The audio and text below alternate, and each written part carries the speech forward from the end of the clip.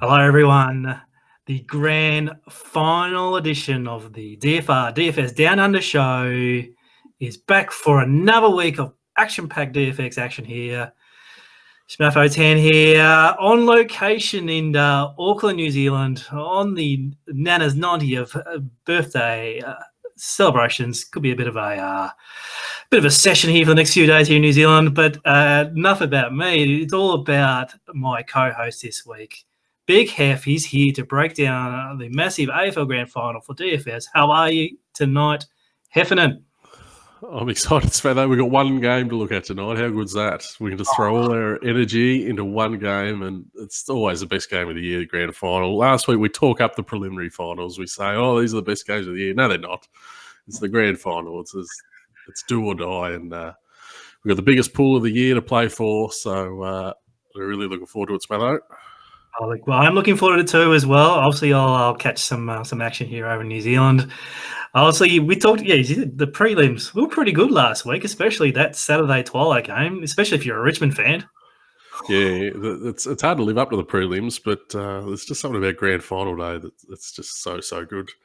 But like you say, both games they were unreal. Like the Tigers. It's amazing how a team can be 20 points down half time, and then 2 minutes into the third quarter, it's all over. The way they came out that third quarter, you just knew they were going to run over the top of them. And on the flip side, everyone thought Collingwood were going to run over GWS there with 7 minutes to go, and they couldn't get over the line. Unreal. It would have been the worst feeling ever watching Collingwood kick the winning goal 2-3 minutes to go. I reckon. That was nail-biting stuff. Now, speaking of nail-biting stuff, this week's edition of Thumbs Up goes to one of our DFS players who was watching that Collingwood and GWS game. And it was a really good game to watch on this leaderboard for Draft Stars. And the eventual winner in Mars 69 pulled through the win for a total points of 873, beating the likes of our All-Australian DFS players in Clangers and Procession and even Rexall 9. It was actually quite a spectacle to watch, obviously having one eye on the telly and one eye on the computer screen. Hef, let's have a look at his side here for this massive 6,700 win here from Mars. Yeah, so straight away I'm seeing Harry Perryman. Obviously Mars has picked up on the loss of Whitfield and Green, and Perryman picked up the slack there, 111. It was a key. We talked about the rucks. Brodie Grundy, it was time to go for the obvious on the weekend. He outscored Mumford by 114. So as expensive as it was, it didn't matter. You had to have Grundy. Nick Haynes, 118. Haynes and Taylor were both really good in the air. He's a better player than what his fantasy scores suggest, isn't he? He took some really important marks, Taylor, but 66 at his price was really important. And Tim Taranto, he loves these in-close type of matches, doesn't he? 122. Really nicely balanced team. He was able to carry Chris Mayne there and still get the chocolates. So, like you say, that leaderboard, even Delmy, who had the thumbs up last week as well, PK, D Townsend, was a who's who up the top. So, full credit to Mars for taking home the big money. Yes, mate. So, Mars, for you get my 2 thumbs up this week for the prelim win. There's the emoji. You well done, beating the cream of the crop there. There's your 2 thumbs up. It could be the last thumbs up for the year for the AFL season. So well done to you, Mars. And congrats to all the guys who nearly took out the win on the weekend. Right, let's run through some quick news items here, Hef, before I get your thoughts on the big granny.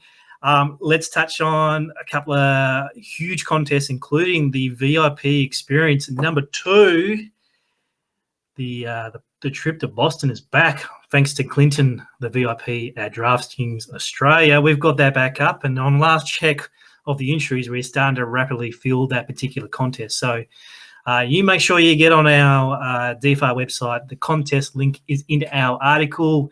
We also have our Week 4 cheat sheet preview also up on the site already, ready to go. So if you need a bit of hand with your teams this week, make sure you swing by Daily Fantasy Rankings and check that out. Also, run the month away for the NBA starting, so that's going to be on us pretty quick. Preseason will be coming up pretty soon as well. So our future series continues with the Rookie of the Year going up this week. And Hef, Obviously, the talk of the town is old Zion Williamson with his guns, but poor Kev is not really rating his chances of Rook of the Year. Would you agree with Kev here?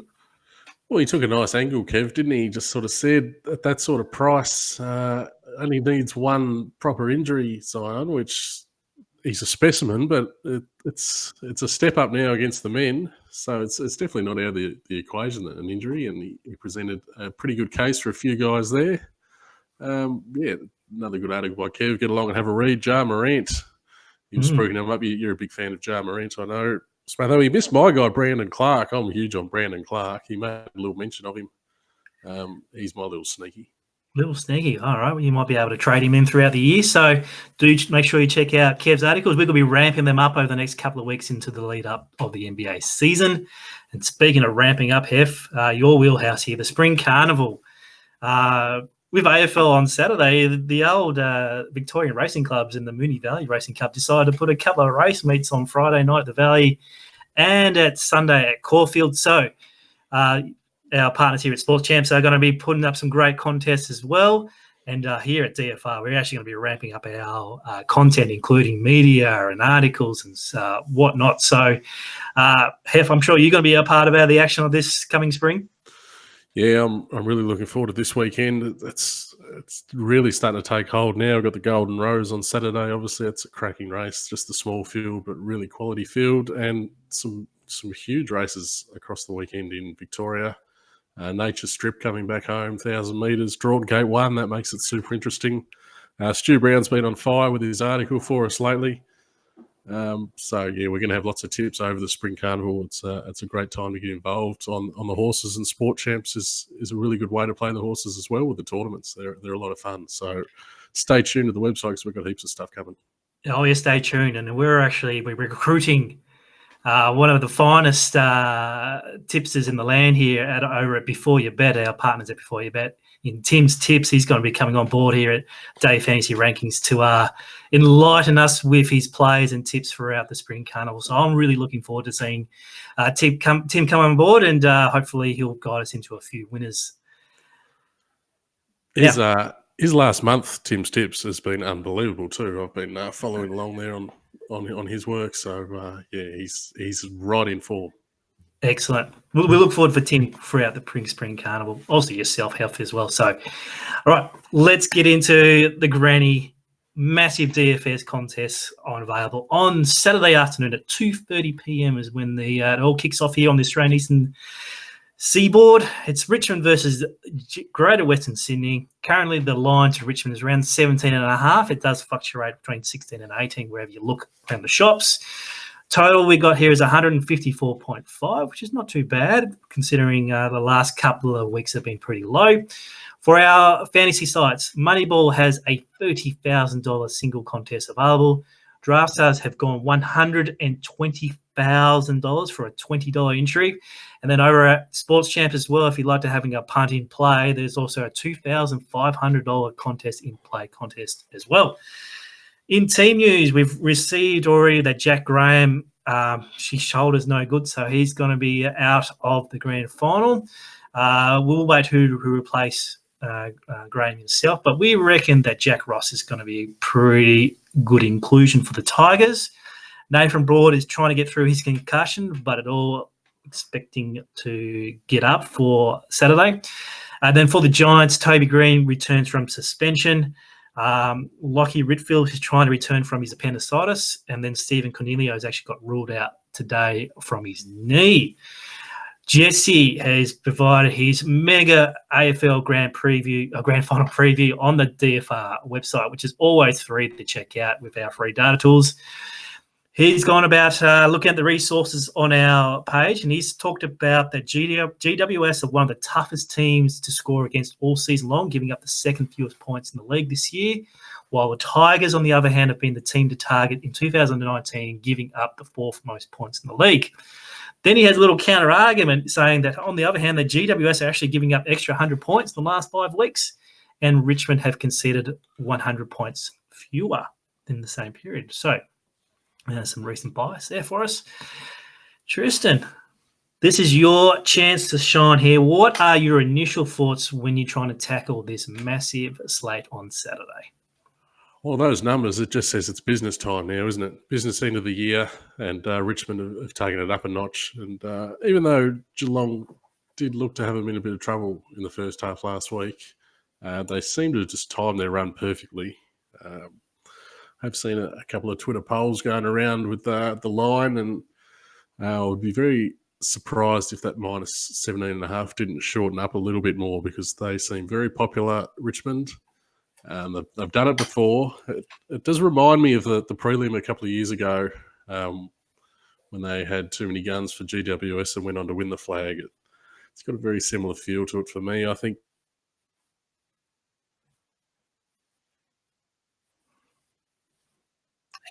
Okay, it looks like we lost Hef here. So he was just going about how GWS. Oh, I'm back. Hef's back.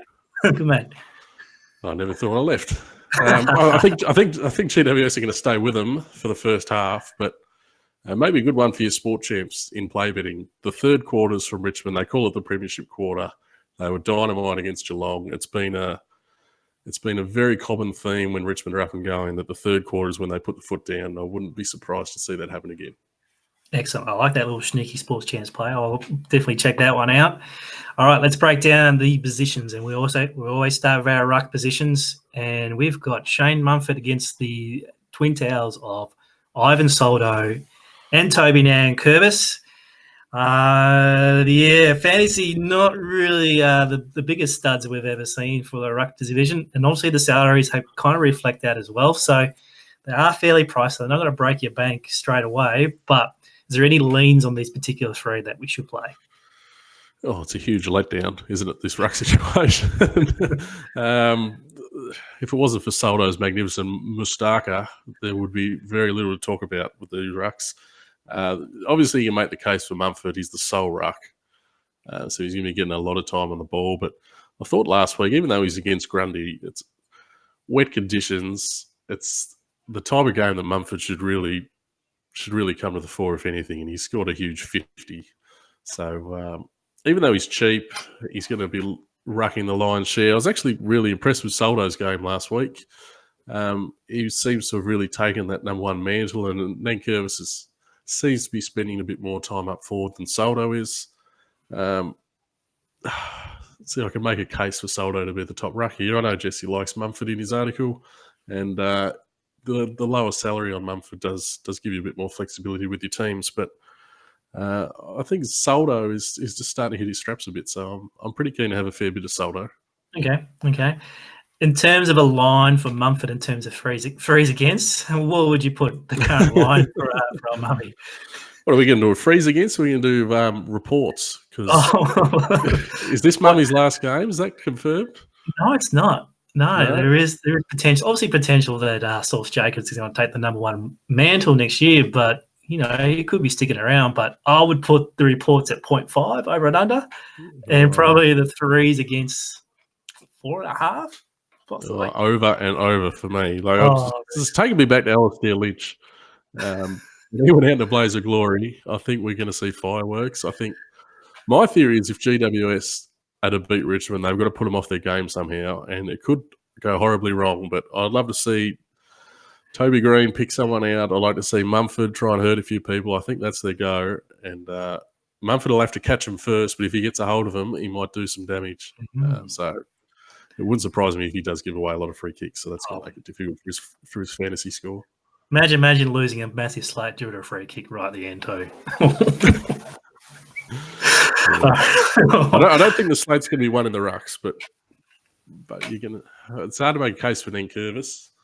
But yeah, I'm leaning to Soldo actually. All right, so Soldo 1, Mumford 2, Nankervis 3. All right, let's move on to the defence then. So all season long, the theme was to target the opposition against the Tigers. Last week, we did tip into a few cats, and obviously they let us down, actually. Only Sack Tui got 83, was the highest scoring out of the backs.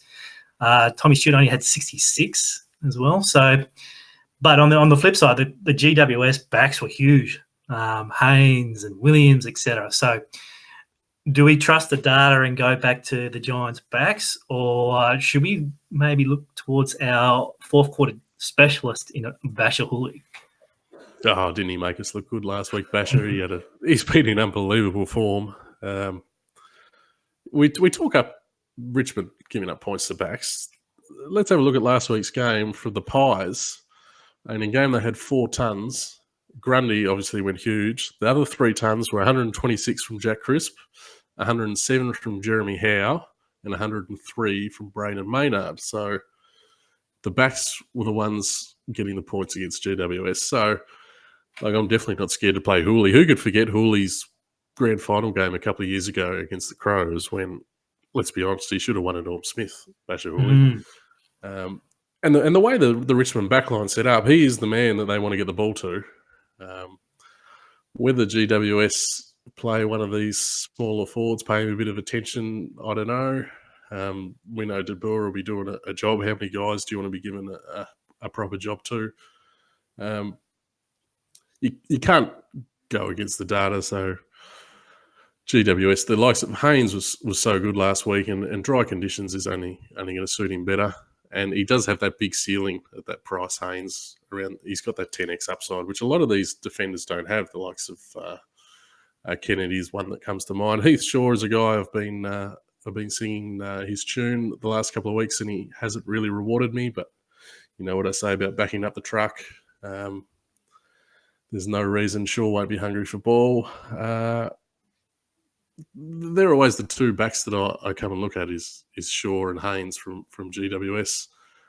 Interesting draft stars have tried to tease everyone here with Phil Davis. They've popped him down to 7,000. Injury effective score, yes. Yeah, that's he has 10x upside at that price, Davis. But do you really want to be playing an injured guy going in? Well, he's going to be matched up with Tommy Lynch. So probably, but is there a chance they might use Lockie Keefe if he happens to stay in the team, and they maybe try and look after Davis a little bit? There's a few question marks there for me anyway, and whenever there's an obvious question mark on someone like a Davis, there's always just that little opening in DFS. Yes. Maybe that's a chance to go against the field. So that's just something to think about. They're my favourite guys, Shaw, Haynes, and I love Basher Hooley. Excellent. All right, let's move on to the midfield. And on Moneyball, obviously, the Giants have always been priced up all year. So they're around the high 9s, early 10s on Moneyball. And then also you got Prestia and Martin, pretty highly priced as well. But you check them all out on Draft Stars, they're actually reasonably priced. So there could be some funky combinations there on the Stars. Look, I'm not going to ask you a question here. I just want you to give me the money in terms of what midfielders we're going to be picking on Saturday. Well, that is a question, but anyway, off you go. Well, first of all, I just want to go back. It just seems so straightforward with everything we've seen this year, is that the GWS midfield has been super hard to score against, and Richmond has been the opposite. Richmond don't care who's going to get the points in the midfield. Their game plan doesn't revolve around stopping the midfielders. So when you look at it from that angle, it's pretty straightforward to say I'm going to be taking some GWS guys. Taranto, I think he's suited to finals footy. The wet probably flattered him last start because he does get a lot of tackles, but he's an obvious one. Kelly's playing a bit more on the outside, but he's slowly working into form. If we see Whitfield come back, he's got that massive upside, Whitfield. I've never had appendicitis. Smatho, do you reckon he'll be 100% if he's come back in? Is that just like a little snip and we're back away? No, it's like half your guts are gone. It's sore.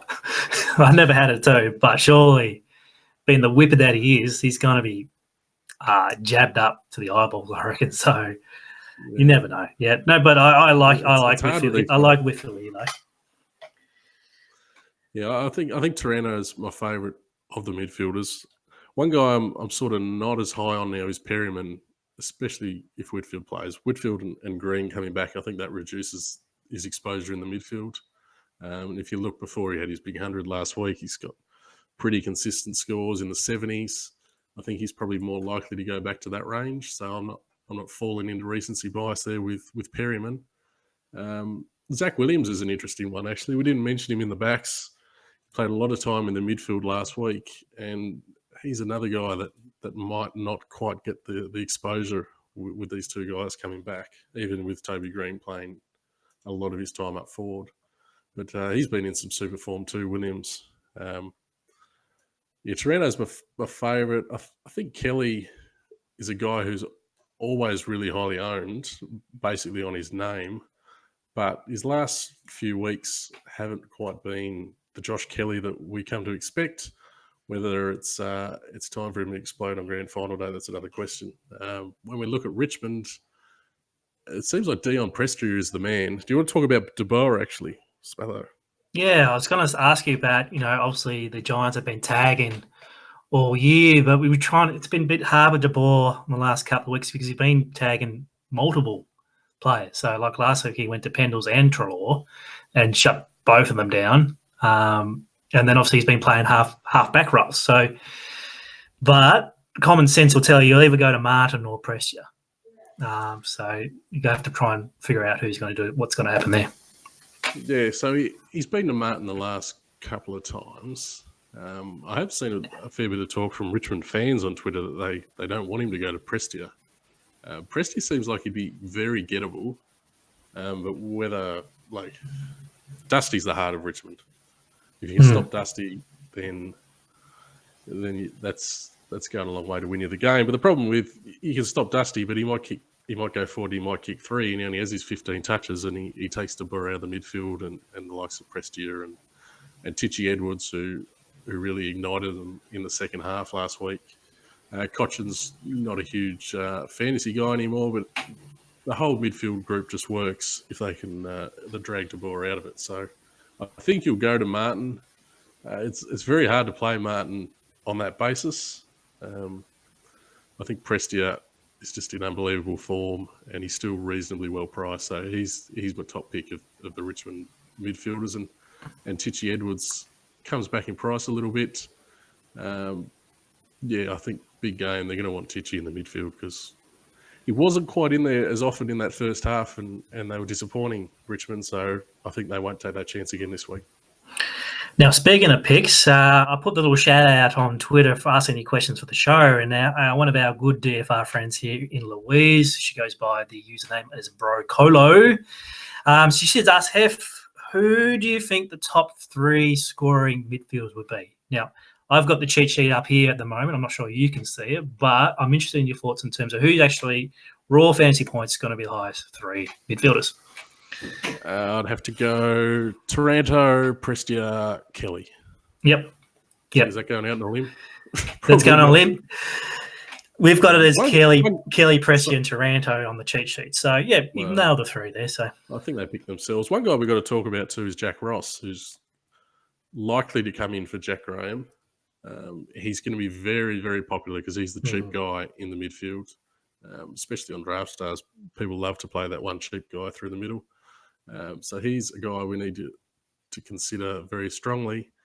But it's not the greatest matchup against GWS though. So I think he's the best value play, but I don't think he's a total lock. No, I wouldn't be putting 100% in. Even if you're playing 2 or 3 lineups, I reckon you might play 50%. See how you go. That's probably the ownership they're going to be on the day, around 50% on both sites.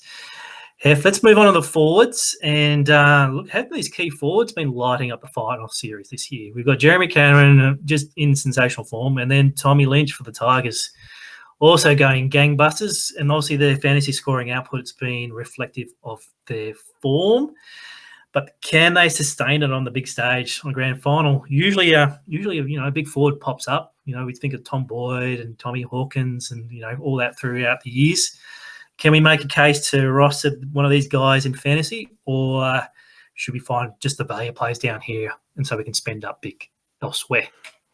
Well, when we're talking value guys and big forwards, the first bloke that comes to mind is Jack Riewoldt, who was incredibly poor last week, which is uncharacteristic for Jack. Apart from a nice knock on to Dusty in the third quarter, I didn't notice him do a whole lot of good stuff. But what do I always say, Smatho? Backing the truck up, this seems like a great opportunity too. One thing in the favour for the key forwards is the likely weather conditions. We're looking at a fine day by the looks of things. Obviously, it's Melbourne. That can change pretty quickly. But I'm banking on a dry day, and that'll give the key forwards their chance. If Richmond do get away in the second half, like I'm sort of expecting them to, then that does open the door for Rewalt and Tom Lynch, who was superb last week as well. They can get on the end of a couple and really boost their score late in the game. One thing about Richmond, they have given up a lot of points to forwards through the year. You think of the Richmond back line as really strong and hard to get at, but they do give up fantasy points somehow. So Toby Green is obviously a really high price from that time he spent in the midfield, and he's probably not going to get too much midfield time. He's going to play forward, but I don't think he's necessarily a guy that you can cross off straight away. We saw him have a big ton against Brisbane a couple of weeks ago. He's going to be absolutely charged for the match. He's probably going to get himself suspended, but that doesn't matter for our fantasy teams. A little left field guy that I haven't minded the look of lately is Daniel Lloyd. He's one of your favourites, Smatho. Yeah, nice. I don't mind the old Lloydie. No, he's pretty good player. Yeah, just noticed he's getting up the ground a little bit. Lloyd's 8,000. He's coming off a 70. He had a 66 in the first week of the finals. They're pretty good returns for a single slate, and he's not very well known, really, Lloyd. There'll be a lot of people playing this slate that don't have a really good handle on him. I think for that reason, he's a cheaper guy that might end up in a winning lineup. Apart from those guys, I find it really hard to play Castagna now. He's up at 10,000. He's going to be buzzing around, and he does a lot of good things, Castagna, but he does a lot of interesting things as well. He's such a hard guy to pin down, Castagna. I was really keen on him a couple of years ago, actually, against Adelaide, and he let me down big time. I don't think I've ever really got over that. Oh. Brent Daniels is an interesting guy. He's sort of the Castagna for GWS. And he'll be buzzing around there as well. But these guys, they're up sort of 9, 10K. I think they've really got limited upside. So as prone as he is to having a shocker, Jack, I think he's still one of the top players at that $8,000 price, which is it's going to be risky, but you've got to take some risks to win a tournament. And Lynch and Cameron, they're obviously guys that you can play. Really be popular. Yeah. No, I played Rewalt last week, and it was tough to take when he had 0 disposals at halftime. So he just didn't look like himself, did he? No, he wasn't. But it's a great case to roster him on Saturday. Now, speaking of Saturday, one of the traditions of AFL Fantasy and AFL punting itself is actually trying to nail the Norm Smith medal. Usually when I try and find a win, I usually go $10, $12 plus little smokies. I remember picking Stevie Johnson with a cracked rib a couple of years ago, so he came through at 17. So this year, Norm Smith, we're already talking him up a fair bit, and I like Bashir Hooley at $11 to take the Norm. He nearly took it on that premiership winning year. So is there anyone you're looking at here for the Norm? Do you reckon the judges have that in the back of their mind that maybe Hooley should have won a couple of years ago? Or does that? There's probably an opportunity here that if DeBoer does go to Martin, I assume Dusty's favourite. I haven't had a close look at the market. Yeah, he is. Yes. Surely there's an opportunity there if DeBoer is going to be tagging the favourite in the market. Like it's going to be so hard for Dusty to stand out. If DeBoer does go to Prestia, then Dusty tends to win it on default just because he's so good and the rest of the team's so even. But I'm looking at this market thing. DeBoer's going to Dusty. I think the Tigers will win, so I want to look for a Tiger to win the medal. And I think Hooley is an obvious one. I think Prestia is an obvious one. He's really getting a bit of media rap lately too. And big game player, Tichy Edwards. He's another guy who he's not under the radar anymore, and he's kind of a sexy pick that the people who want to prove they know what they're talking about footy, they want to make a case for Tichy Edwards. So They're the guys I'd be looking at. And if we're going to have an upset, why not Toby Green? If GWS are going to win, Toby Green is going to be the man that takes them to glory. So if you're going on that angle, how could you go past him?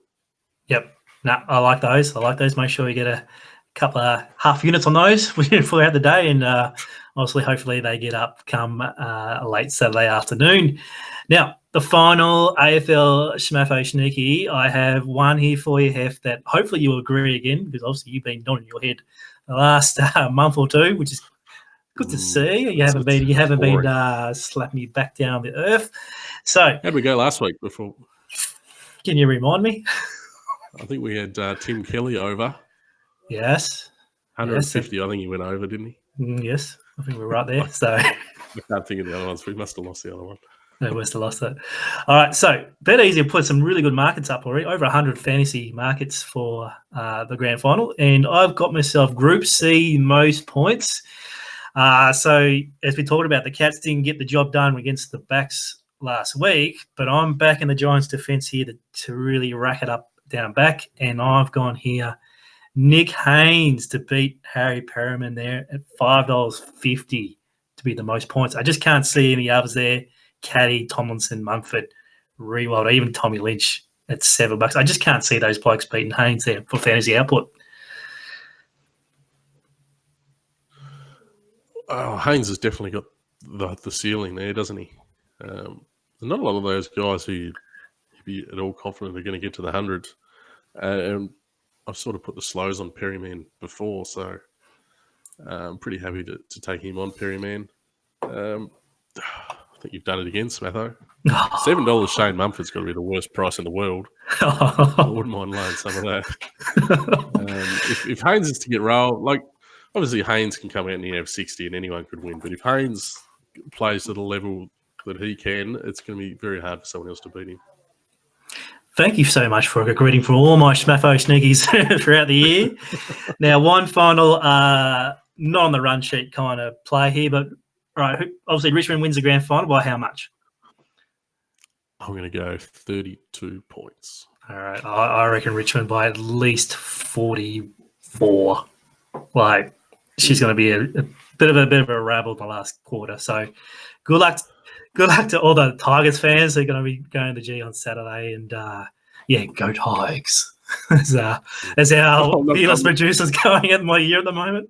Yeah, Avocado's really put the pressure on us to talk up the Tigers, isn't he? He's a staunch Richmond man. I just hope we get a bit of a game. But I thought, once the Tigers get a sniff late, they could really open it right up, couldn't they? Now, Hef, that brings to the end of our tenure here on the Down Under show for the AFL season. I just want to personally thank you for joining me throughout the year. Obviously, we started with the Big Bash back in, I think it was February. So coming up every week to chat DFS has been a pleasure to do with you every week. So thank you so much for doing that every week. Also want to thank the dude behind the scenes. We've called him the Avocado, but he's a very, very good friend of ours here at Daily Fantasy Rankings. And without him, we won't be able to put this show together without me fumbling around. So to you, Avocado, thank you so much for your contributions throughout the AFL season. Also, the Day Fantasy Rankings team, we're not just a one-man band here at DFR. There is so many people who contribute to our website, and those people include Jake, Andy, Heath, Jesse, who provides all of our AFL content as well. Frenchie with his NRL, and he's racing. He's going to be continued throughout this year. Kev is going to be doing some stuff as well. Stu, thank you so much. And look, most importantly here, Hef, I want to thank you to all of our viewers for watching us here throughout the 2019 season and for interacting with us as well.